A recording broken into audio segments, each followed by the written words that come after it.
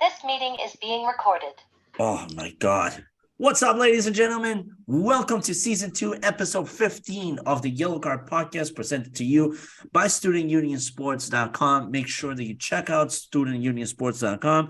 Check out all the independent content coming from our college writers, ladies and gentlemen. Make sure that you're checking out all the content, whether it's soccer, whether it's baseball, football, basketball, whatever it is, they got it for you. College hoops coming up very soon. March Madness coming up very soon. Make sure that you stay in touch with StudentUnionSports.com and make sure that you check out all the blogs. Free of subscription. No subscriptions needed. So that's even better. Make sure you check them out. Shout out to Liam Smith. How you doing, baby? We got a lot to talk about this week. We got Premier League. We got Champions League. Poking his head out of the turtle shell, coming right out again. Got a lot of controversy happening in the Premier League, as well as a new club is looking for a manager, and we got some turmoil happening in the league. I don't know who Jones is talking to, but I could care less.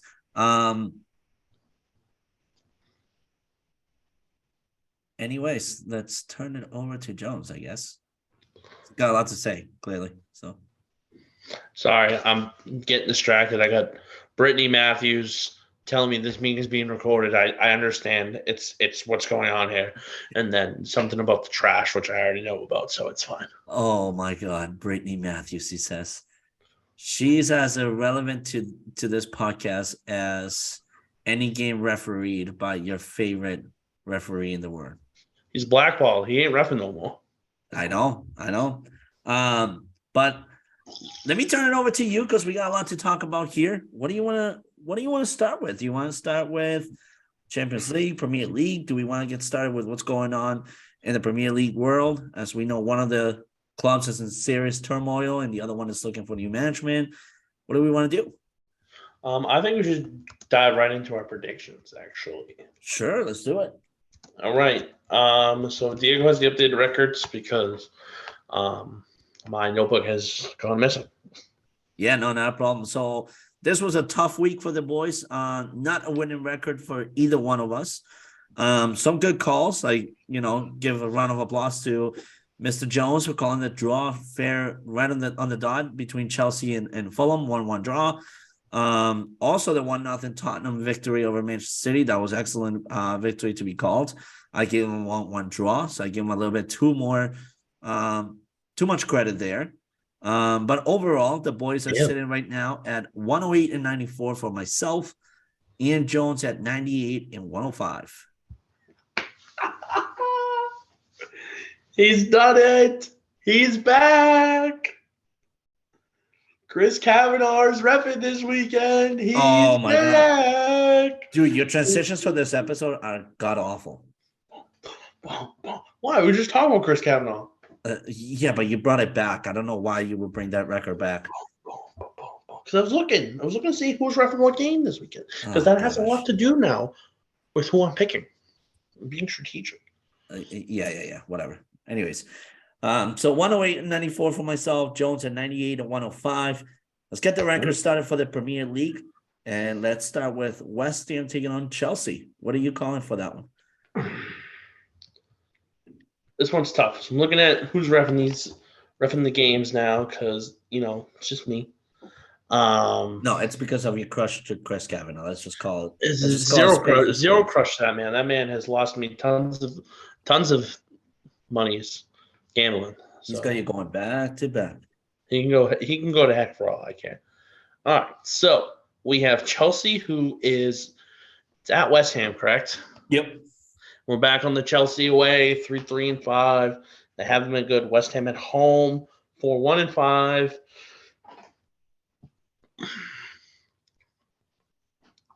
West Ham trying to avoid relegation. Chelsea trying to stay afloat. I think Chelsea looks ahead because they have a date with Borussia Dortmund on next Wednesday. So I'm going to say West Ham sneaks 1-0. All right. I'm going to call this one a 1-1 draw. The past 5 games between these two clubs Chelsea has been dominant, but Chelsea has also been under some other management that we have seen where the attacking game is there. In this current scheme of things, there is zero attack. You got good contending in the midfield, but other than that, there's nothing else going on. Nothing special to this team just yet. I think Graham Potter's still cooking up the recipe. We just don't know what the recipe will finally end up looking like. A lot of investments made by Chelsea, which some risky investments, which we talked about in the previous episode. I think for the sake of this game, with not a lot of variety in either two teams, I'm calling it a 1-1 draw. Okay. All right, let's move over to Fulham versus Nottingham Forest. It is at Fulham. What are you calling there? It's not what I have my stat for. It's at Fulham. Fulham a better team at home than they've been on the road this year. Nottingham Forest is slowly creeping their way back up to the table, but they stink away from home. I'm gonna go Fulham 2-0.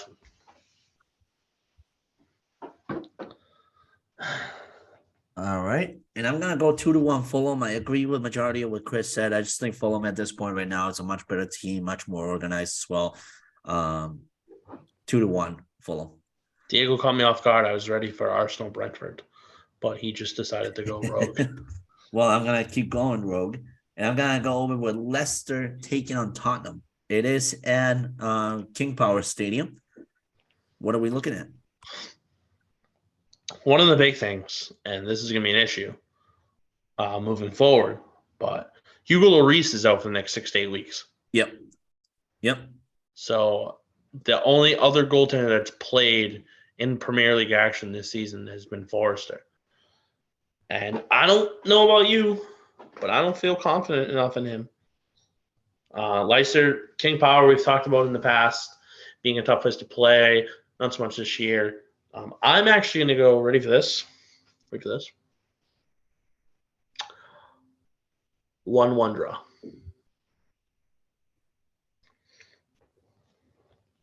Okay. I still don't believe that Leicester has what it takes to take on Tottenham just yet. Looking at the standings, it tells you that same exact story. Leicester currently sitting at 14, Tottenham sitting at 5th.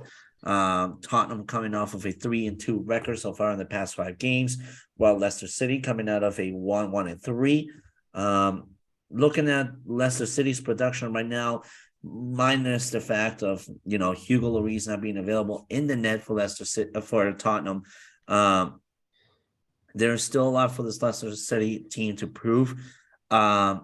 I believe that Tottenham squeaks one out here at King Power. It also been a fix up for Leicester. The past 5 games that they faced Tottenham, they've gone 4-1. I'm gonna go with 1-0 Tottenham here. Okay. All right, let's move over to Arsenal taking on Brentford. It is at sorry, it is at the Emirates Stadium. What do we got? So this is where I need it. So Peter Banks is reffing this weekend. Arsenal is sitting at 4-0-2 in 6 games that he has refed for them. And Brentford actually a little bit of a worse record, I believe. 6-5-4 in 15 games that he's refed for them. I'm going to go Arsenal at home. I'm going to go 2-1. I'm gonna go in the draw side of things here with a 1-1 draw, and for the following 2 things. Arsenal's last 5 game streak has been 3-2. They've taken 2 back-to-back losses, 1 to Everton, which Everton took them by surprise there, and 1 to Manchester City in the FA Cup. Looking at Brentford, on the other hand, they've gone 3-1-1, much better record than Arsenal right now, just by a point. But when you look at Brentford, how they do against top 6 teams like Arsenal, Liverpool, Manchester United, Manchester City, so on and so forth, Brentford has always been the surprise. I think they continue to be the surprise here. I think they organize their train of thought basically surrounding the outcome from Everton's game against Arsenal.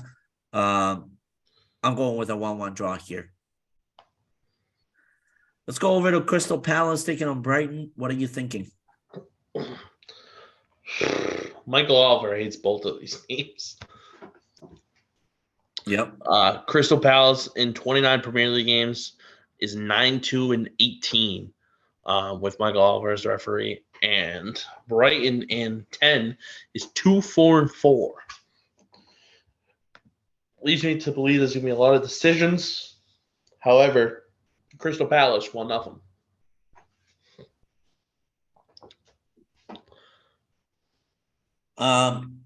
I'm looking at the stats for this game. Not favorable for Brighton. However, not favorable to Crystal Palace to take on a team like this, especially coming off of very difficult games that they've had the past few weeks against teams that have really challenged their stamina and their physique. With that reason, even though I know it is at Selhurst Park, and I know Selhurst Park has become a very prolific stadium recently to play at, I'm going in the favor of Brighton simply because of their youth and their stamina, and I'm going 2-0 Brighton. Let's go over to St. Mary's Stadium where Southampton will be taking on Wolves. What are your train of thoughts there? Wolves coming off a big win over Liverpool this past week. Southampton coming off an embarrassing 3-0 loss. Yep. Southampton's won 1 out of the last 5. They've only gotten points in 1 out of their last 5. I think 0-0 draw. All right.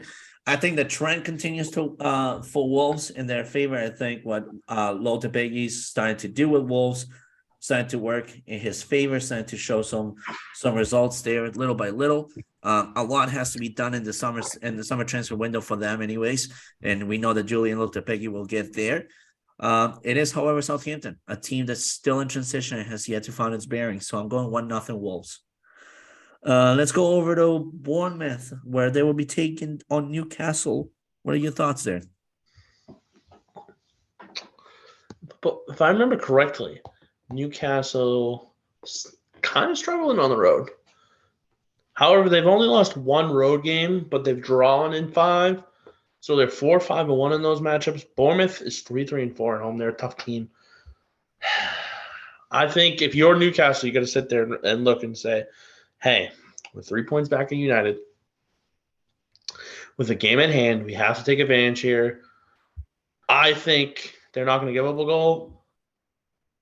And I think they score 1. I think they win 1-0.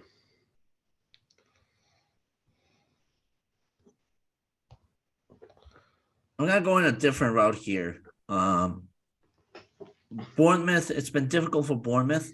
The last 5 matches, obviously 4 losses and a draw. Every time that they have played against Newcastle, it's either a win or a draw, but Bournemouth has yet to win 1 game in the last 5 matches against Newcastle. However, for Newcastle, they are currently on a long unbeaten streak. They have 16 league games where they have been unbeaten, winning 9 and drawn 7. They have yet to concede, the Magpies have yet to concede the first goal in any of the last 14 games as well. Bournemouth, however, was the last team to score on them back in September. Seeing that this is back home for Bournemouth and seeing that I believe a wise man once said that all eras come to an end, I'm going to use that here, and I'm going to go with a 1-0 victory for Bournemouth. Okay.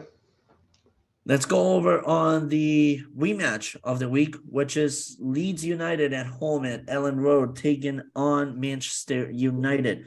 That game ended 2-2 today with a Manchester United comeback. What are we thinking, however, for Sunday? Bounce back spot for sure. I think definitely not having Casemiro hurts United's midfield a ton, as we saw today. Yeah. I think United squeaks 1 at Ellen. I'm going to go 2-1. 2-1 for United. I think we saw some great positive strides here for United today after that comeback. We saw Jadon Sancho, who clearly seems to be back in form. So far, 2 games has shown 2 very good performances so far. Ten Hag is very pleased with what he's seen out of the youngster who went overseas for a better performance to get back in fitness and all that stuff. We saw him score today. So I don't believe that Garnacho will have that much of an effect on the United forefront. I do think Sancho, on the other hand, is going to get a lot of playing minutes now. I think that Den Hag situation is going to start to come to fruition, where he wishes for Anthony and Sancho to be on the sides, and maybe Marcus Rashford to become the all-time striker for them. I'm going to go with a 2-0 victory here for United after a great comeback in a Leeds team that has yet to find its manager. I think this is a perfect opportunity for them to bounce back and strike. Yeah. Let's go over to Manchester City, who will be taking on Aston Villa. This is the first time in a very long time since Pep Guardiola and Unai Emery have gone face-to-face. It's the first time in a while where two Spanish origin coaches are facing each other as well. So what are we thinking here? I mean, of course, that's been since last week, since Manchester City and Arsenal faced each other as well. I forget that Mikel Arteta is also Spanish.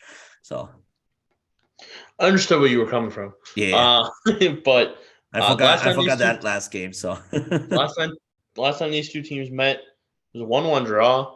I'm getting the same vibes here. I think we'll dive into it a little bit more, but there's a lot of distractions happening currently at Manchester City. I don't think they're 100% involved. I think Aston Villa is going to jump out early, get it on top, and City comes away with a point. I'm going to go 1-1. Also, because Chris Kavanagh is the fourth official in that matchup. I knew sooner or eventually that name was going to come up here. I like it. So you're saying a 1-1 draw? Yep. All right. I believe this is the opportunity that Manchester City has been looking for all year long, to get closer and closer and closer to Arsenal and close the gap. There's a 5-point gap between Arsenal and Manchester City for that first place. Arsenal slipped and fell and lost against Everton. It's not getting any easier for them, considering that the matches that they have coming up are against very strong teams that they can take on them. I think this is a perfect opportunity for Manchester City to bounce back. I'm going 3-0 City. Okay. Let's go over to the Merseyside Derby, where Liverpool and Everton meet up. New management for Everton. Sean Dyche not going away very easily. Fighting for his place. And I mean, he did that with Burnley. One of the reasons why Burnley was a pest in the Premier League to deal with. What are we thinking here? It seems like a struggle for Jurgen Klopp lately too. It's been very difficult to see Liverpool fall that hard. Yeah, I mean, listen, Cody Gakpo probably should have waited on it. He hasn't panned out much for this club. Team's still a little banged up. Hopefully, we get a little healthier down the stretch. But it's Merseyside. It's always a tough one against Everton. Yep. Especially these last couple of years. With Dyche at the realm, I don't expect it to be any easier. I'm actually going to go 0-0. Wow. I don't think there's going to be a goal scored in this game. 0-0 draw. That's a realistic score. I do think, however, the media has been so focused on the Cody Gakpo signing, and rightfully so. A lot of money spent, a lot of effort made for a signing that was highly hyped up for the January transfer window, one of the biggest names for the January transfer window. It seems like it hasn't capitalized yet. I think this is the perfect opportunity to do so, where there is a team with a new management, where that management has yet to figure out the defense of it. Everton, while they capitalized on getting the 1-0 victory over Arsenal, there was a lot of mistakes defensively, where if it wasn't for Jordan Pickford and net, it could have been very difficult score to have swallowed for Sean Dyche on his first game at the helm. I do think, however, for Liverpool, the frustrations has finally started to boil over to the point where it's discipline over stamina and performance over anything else. I do think this is a perfect opportunity to win it at home with a home crowd behind them, making all sorts of noise. So I'm going to go with a 3-1 victory for Liverpool this time. Okay. Let's go with possibly a match of the week. If not the match of the week. It is. It's Arsenal taking on Manchester City, What are your thoughts there? Arsenal just pulls away with it. The City needs a win bad. Arsenal's not going to allow it to happen. I'm going Arsenal 2-0. Okay. I agree with much of what you said. I think Arsenal is in a much, much, much, much better form than what Manchester City is on. I think for Manchester City, the struggle of having to deal with Villa right beforehand is going to catch up to them. So I'm going with a 2-1 victory for Arsenal as well. All right. That does it for the Premier League slate of things. We might be recording late next week as both of us have significant others that we got to report to for Valentine's Day. So News to me. So we'll be with our loved ones. What do you mean news to you? Well, you. Oh, don't worry about me. I am now. I thought you were celebrating solo. Oh, yeah, right. Let's go over to the Champions League. This Champions guy. League. Focus. I Champions League can't poker. now. Stop it. Champions League poking his head out. Finally, with some much needed European action here. PSG, which by the way, eliminated from the Coupe de France round of 16. Pretty embarrassing for PSG. They will be taking on Bayern next week. What are your train of thought there? Is it Brittany? Are you going out with Brittany? Because now, Yes. I knew it. That's why she's on the show. Okay. Is that PSG? It is at PSG, yes. It's a Parc des Princes. Parc des Princes.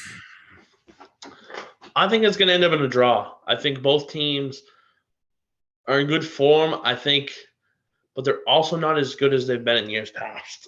And I think Bayern more so needs to draw here than anything. If they can get a win, great. But I think realistically, it's going to be a 1-1 draw.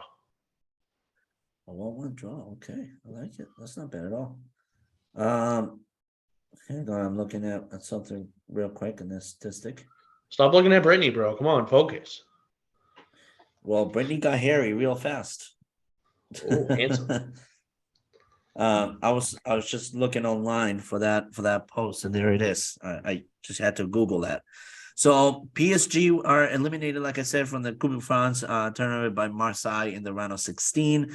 It's the only trophy Messi has competed for in his career that he has not won as well. That is going to be a psychological impact for PSG, especially considering that they just lost against their major rival in the tournament. On the other hand, you got a Bayern Munich side that's kind of rekindled itself, and it's got some youth back to it with signing of Joao Cancelo happening over a loan deal. I think for Bayern Munich, it's actually a perfect opportunity here at this point. I don't think this is much of a blowout victory for Bayern either, considering that they still need some more help up front, striker wise. However, I don't see PSG winning this one either. I'm going 2-1 victory for Bayern. Okay. What was your scoreboard again for this game? 1-1 draw. 1-1 draw. That's right. Yeah. All right, let's go over to AC Milan taking on Tottenham. What are you thinking? With Hugo Lloris being out, it's AC Milan, hands down. I agree. Yeah. Tottenham's only as good as their goaltending. Harry Kane, Heung-min Son, and company in front, great. But if they don't have a solid goaltender, they're in trouble. AC Milan 2-0. Yeah, I'm actually being kind of reservative to Tottenham at this point. I'm going with a 1-0 Milan victory as well. I just think Milan is a much better team than Tottenham at this time. I also see how well just Olivier Giroud is performing for AC Milan. And I think that goes a long way. For Tottenham, there's just nothing that sticks out to me other than Harry Kane continuing to do his job.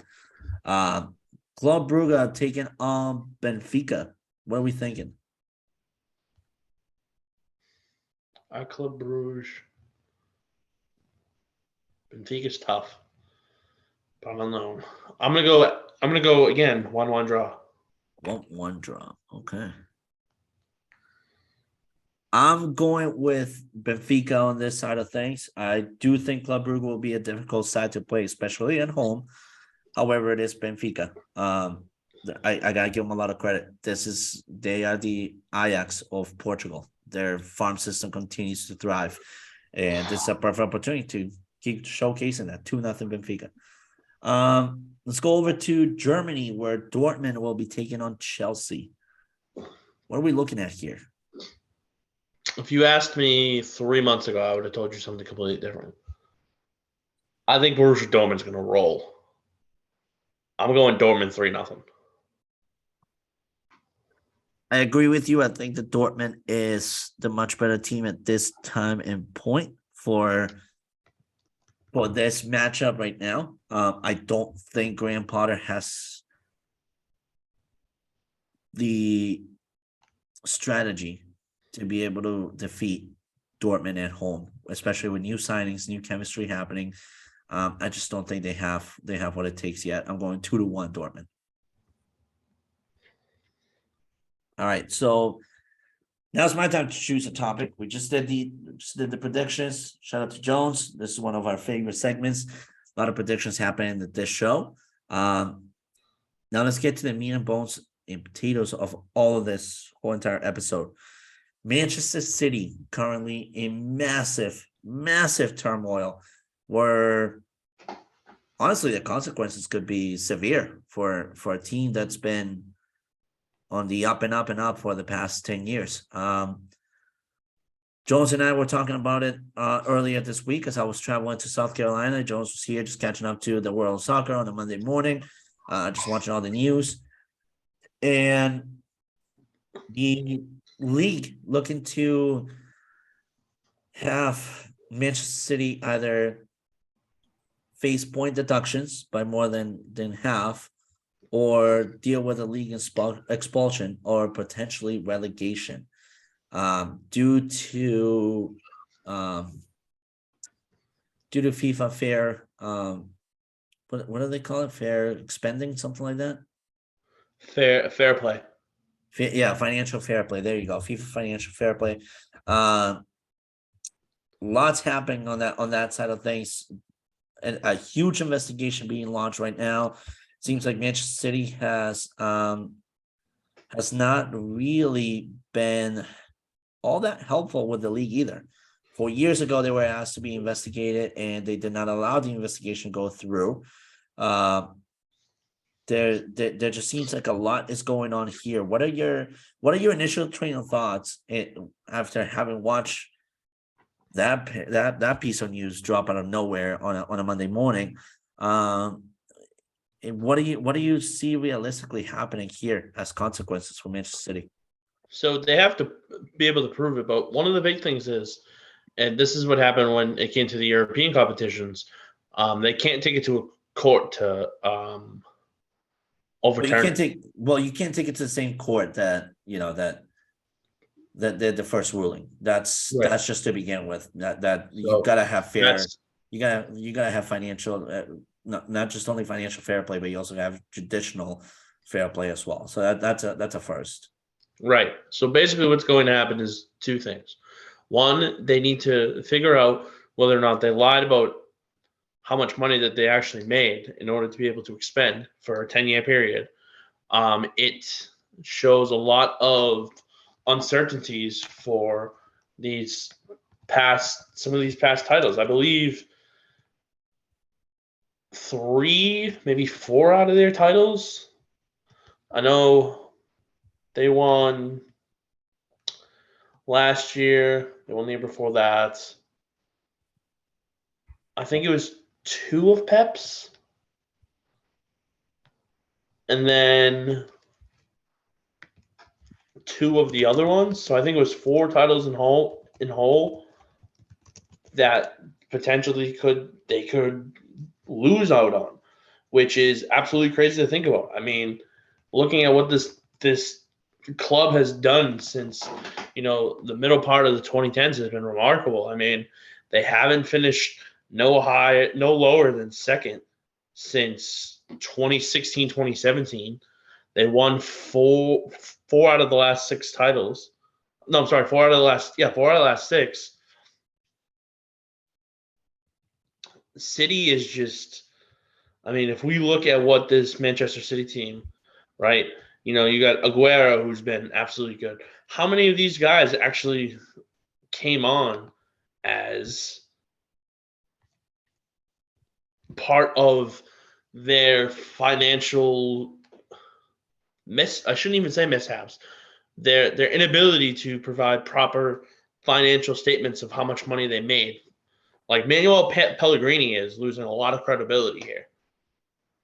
Well, not just Manuel Pellegrini, but then you also got to look at Roberto Mancini. You got to look at I Pep was getting there. Guardiola. Pep Guardiola as well. I mean, all the I was credibility getting he there. had. But Yeah. Pellegrini is one of those, like Lucas Leiva tweeted out the other day, am I finally a Premier League champion? Because if you think about it, right? If you take away those 4 titles, United gets 2 more, Liverpool gets 2 more. Yeah. So they'd be sitting at 22 and 21 for league titles. That was the case. Yeah. So Yeah. it's sad to see, because if this is proven true and they get a relegation penalty, or there could be issues where, City has to sell the club. There could be issues where some of these lifelong City players, such as Kevin De Bruyne, I just Ederson. wrote that back. Ederson, Yeah, Ederson's definitely. Gundogan, Yeah. Bernardo Silva, and Mahrez. Like, if any of Kyle those Walker. guys, Yeah. man, they could easily just be like, I'm not doing this. And then we can have a different look Man City team come next year. So there's a lot that's going to go into this, but it's going to be curious to see how, 1, they handle it, 2, how they play because of it, and 3, what the outcome is from this controversy. Yeah, I mean, you brought up a good point right here on number 1, how they handle the whole situation, and already right off the bat, they just handle it wrong. When a team is involved in something as serious and as costly as allegations of financial fair play not happening, most teams tend to be very submissive and friendly, to the extent of saying we'll cooperate with the league and whatever investigations they need to do. We'll be upfront and honest. We'll provide whatever evidence we need to do. But 4 years ago, this was brought forward to them. They were questioned for financial fair play because of all the transference that they had made. It was brought to question. They did not cooperate. In fact, they went to a court and had it be appealed.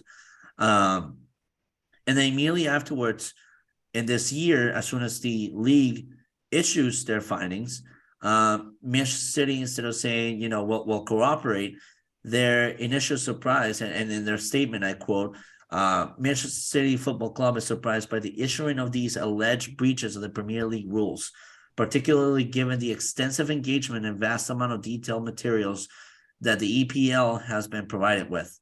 The club welcomes the review of this matter by an independent commission to impartially consider the comprehensive body of irrefutable evidence that exists in support of its position. As such, we look forward to this matter being put to rest once and for all.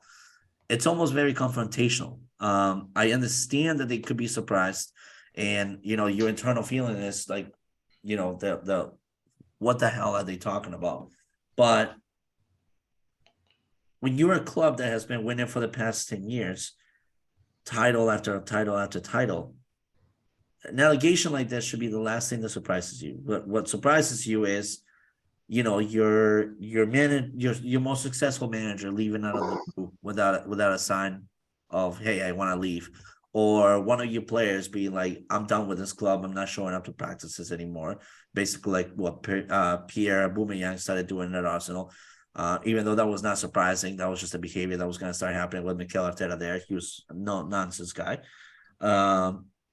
It's very, I don't even know what the word is to have describe what's going on here with Manchester City, but it is cumbersome to deal with, especially with a manager who in previous interviews has said that if the club was not going to be up forward and honest with him upon findings, that he was just going to up and leave the next day. He doesn't like being lied to. So if this is one of those situations, I mean, much to your point, like, yeah, you have a lot of seasoned veterans in the club, but then you also have a manager that's been the reason why your club has managed to be well gelled together. When you mentioned Manuel Pellegrini and Roberto Mancini, a lot of these players were still there. Kevin De Bruyne was pretty young. Kyle Walker was in the academy developing. Ederson was developing as well. So you look at the foundation of who Manchester City is today, and you really, really worry. I don't know if the Saudi Arabia ownership or the Qatari ownership, whatever Middle Eastern ownership that this club has, I don't know if they'll be looking to sell, considering the investment has paid for itself. I think they would be looking at having more independent owners invest in the club, considering that if they are to be arrested, then who's dealing with the rest of the financials for the club, right? Right. But yeah, this is very difficult. I think it, for me personally, I see it going one or two ways. I think Manchester City will be faced with a huge point deduction. So no matter if they have 50, 70, 80 points at the end of the season, they're still going to be probably middle of the table, maybe bottom of the table, where they just automatically relegate. Or I think that we see Pep Guardiola just being like, I've had enough of this. This is tainting my reputation. I'm leaving. What do you personally see it happening? I see point deduction, and I see them missing out on Champions League next year. I think that's automatic. Whether they get more points even by the point deduction, I think automatically, just mathematically, it won't matter. They'll probably be Europa League bound at best.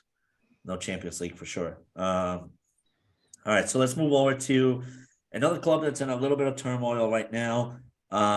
They had a decent January transfer window, adding Weston McKennie to the lineup. Weston already contributing to the team, being a good addition, kind of being the Calvin Phillips that they've been missing, which I mentioned in a couple episodes ago.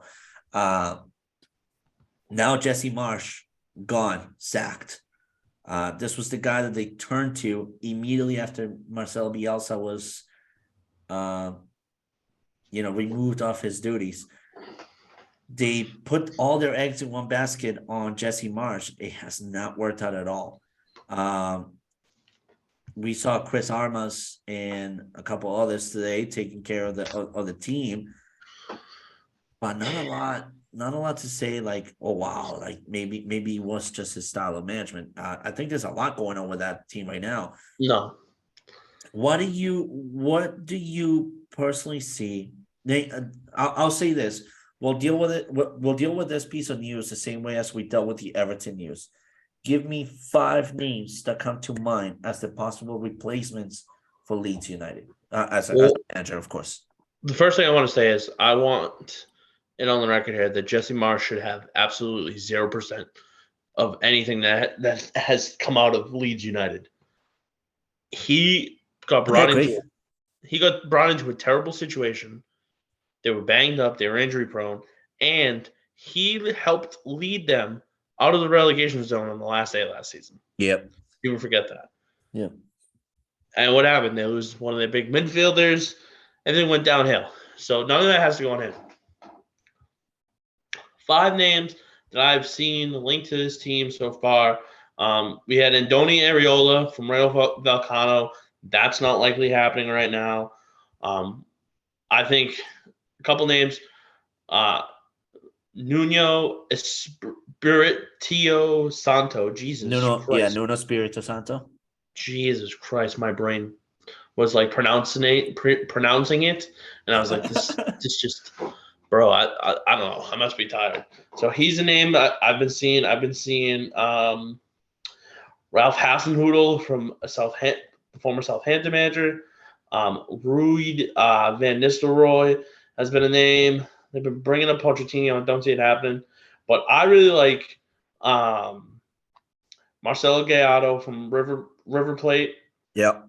And the current Celtic coach, Postecoglou, as two potential guys that come in. and really can take the reins here for this Leeds United team. Because realistically speaking, here, I thought if Sean Dyche doesn't go to Everton, I thought that he was going to end up at like Leeds. Okay. I don't mind that at all, actually. Another one. The Feyenoord manager Arne Slot has been another guy. That's also I don't see him happening though. me. For me, I have 5 names that come to mind as well. I agree with the Hasenhüttl calling and the Gallardo calling. Pochettino. I don't see Pochettino. I know it's just I think a youth Pochettino. thing to do. Well, Pochettino comes out to the conversation anytime that a new club is looking for a manager. No I matter know, if but it's just no matter if it's you a always French, bring it up. yeah, but it don't matter if it's the French league, Spanish league, the German league, or the Italian league, or the Premier League. Pochettino just automatically comes, and I think it's again back to giving him credit. The project that he did to turn Tottenham into the sensation that it is today, it's thanks to him. It whether you like it or not, whether you like his style of management, it's thanks to him. Yeah.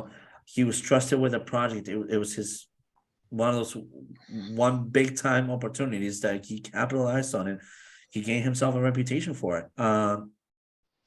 However, I don't think that the project is attractive enough for somebody like Pochettino to come in and handle. And the reason being is 3 things. There is no sincere leadership when it comes to the ownership of this team. Number 2, financial backing is questionable at this point due to the minimal signings that they have done and the low end type of signings that they have projected. And number 3, you kind of need a sporting director to be more in touch with what's going on with the Premier League right now. And I don't think that Leeds is yet looking to invest into looking for a new sporting director. So when you bring in a name like Pochettino or maybe even Hasenhüttl, I don't think the project is attractive enough to either one of those two. But again, we could be wrong. I do agree with the Gallardo calling. I think his role in developing River Plate to the mega force that they are right now in the Argentine league has a lot to do with why his name is coming more up front and forward to this offering right now for the English Premier League, especially with Leeds. But there are 3 other names that have not been mentioned that I'd be kind of curious to see, should they be given the opportunity, how they handle this. One being Domenico Tedesco from RB Salzburg. He's worked before with Chris Armas. You don't have to change your assistant coach at all, which is an opportunity for Leeds to save some serious capital there. Tedesco's been known to turn around teams with youth, which Leeds United has that type of youth. Do I think he'd be successful in getting Leeds United back on the, top 10 type of teams? Probably not. I think they'll probably be a middle of the table kind of team at that point, should he get appointed. But that's one name that I'm kind of curious as to why it hasn't come up. What? I'm waiting. Hold on. What do you think the next 2 names are going to be? I'm gonna guess one. Give me your next one. I'll tell you if it's who I was thinking or not. No, go ahead. No. You do this. You do this to me every episode. Go ahead. I don't want to ruin it for you. No, go ahead. No. Go ahead. I promise. What's the one name that I'm gonna bring up according to you? I see this right here. This is content. No. What is the one name that I'm gonna bring up? I want to see. No, you already dug yourself a grave. You already said that you already know the names that I'm gonna bring up. No, I just know. See, no. What I'm doing is I have a name in my head that's somebody that I think that you'll bring up, and I will tell you after you do your next 2 if it's who I thought it was. Yes or no? Okay. Go ahead. One other name that I think makes a lot of sense to have come up here, especially for the type of situation that Leeds United is dealing with, it's Ralph Rangnick. You need a guy like him to come in here and fully implement a development strategy for a team like Leeds United. This is exactly what Rangnick was thought to be brought over for Manchester United, but Manchester United didn't need him at that time. What Manchester United needed him at that time was for discipline and a house cleaning, which was what Rangnick delivered. Rangnick never said United will be back to his glorious days. Rangnick never said, I'll promise for United to win the league. When Rangnick was appointed, it was a house cleaning job that he needed to do, and he executed that to perfection. At this point for Leeds United, however, where you need to develop a strategy and a new identity for a team like Leeds United, this is the guy you want to bring in. This is the guy that can teach that locker room, that specific locker room, what a high pressing game looks like and implement it within months. This is the type of guy that you need to work with, especially already having Chris Armas and his, his little cartel there already working. So I think Ralph Rangnick would be a phenomenal name there. Another name that kind of jumped out at me as I was doing a little bit of Google research and all that stuff, I do not see it happening simply because I just don't see it happening at all. And it's also a rival. Unfortunately, it's Ole Gunnar Solskjaer, and I don't see it happening. I do not see it happening. Reason being is two things. The guy has no financial backing, and number two, that's a rival team to Manchester United. And if there was one thing that Ole was protecting United's identity. That's not your guy. There are a couple other two names that could come up, which is Frank Lampard, Steven Gerrard, considering that they're both unemployed. Any of the middle of the table Premier League, those are the first two names I always see. Should those two names be hired at this moment for Leeds United? No, you might as well just fucking relegate. Just relegate, go back to the drawing board and let it happen. But do I think that if it was my top three names as to who should be appointed as the next Leeds United manager, I'll say Rangnick is my number one option, Gallardo following after that, and Hassan Hudl as the third one.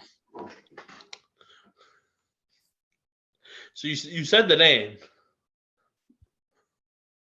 I just don't see it happening. I don't either. I just had a feeling that was one of the names that was going to get brought up. I mean, when you think of the Premier League, right? And when you think of what he did for United and the type of mindset that he brought in, when you think of teams like bottom of the table teams. So when you look at the bottom of the table right now, let's see here. So Leeds is definitely one of those. Leicester City is definitely one of those where Ole Gunnar Solskjaer could go. Southampton could be another one. And I'll even say Nottingham Forest could be another one for Ole Gunnar Solskjaer. Those are small enough projects, but clubs that will be willing to invest on what his needs are. Leeds United is not that team. Leeds United is not that team to be willing to invest. They want a farm system that will continue just bring them revenue without having to spend much. That's what Rangnick was specialized on at Leipzig. That's his bread and butter. That's what I see him thriving. Ralph Rangnick's definitely one out of left field. That if that was the case, I would come on this podcast and say that I can't compare to any of those. No, you simply can't. What if you go back and see what Rangnick did with Leipzig? That's the reason why Leipzig is who Leipzig is today. Mm-hmm. You see them compete more and more and more in Champions League. You see them compete more and more and more for Europa League. You see them be very competitive in the German league. Why not? Yeah. Now, if you Leeds United, you're just hoping to go for a dream kind of name, then Thomas Tuchel would be the next one. But that's just fucking dreaming. That's delusional dreaming. Yep. Final thoughts. Big week this week coming up. Yeah, huge week here with a lot of repercussions happening. Stay tuned to our Twitter page. Stay tuned to our TikTok page. We'll be dropping this episode within the next 24 hours. We're recording today on Wednesday, February 8th. It's about 8:15 here in the Boston area. With that said, again, stay tuned to our socials. Make sure that you stay in tune with us on Twitter. We'll be updating you regarding either situation, which is Manchester City or Leeds United. We'll be bringing you all the action in Champions League. And since we will not be seeing you next week until later on, to all those listening and with significant others, happy Valentine's Day. To those single ones out there, happy Valentine's Day. And with that, all our single friends, happy Valentine's Day. happy Valentine's Day. That too, yeah. I forgot about that. With that said, episode 15 wraps up here. Chris Jones, Diego the DJ, signing off. Thank you all so much. Until next week, it's been real. See you all later.